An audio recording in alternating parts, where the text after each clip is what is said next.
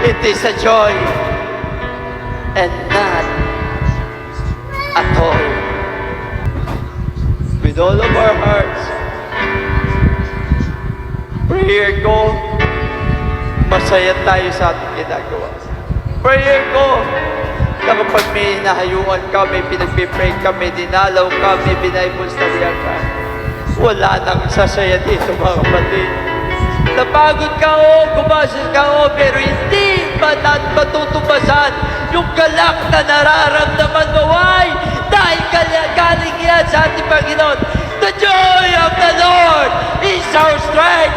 Natutuwa ang Panginoon, kaya kami nalalakas, kaya kami nagagaling. Natutuwa ang Diyos sa ginagawa mo. Kaya din, kapag ikaw'y natuwa, may panibagong kalakasan. Sa bawat sandali na gumagawa tayo sa Panginoon, may kagalakan na maranasan ng kanyang mga anak. Kapatid, don't let curses may happen. Ang sikreto, serve with God. Serve the Lord our God with gladness, with joy,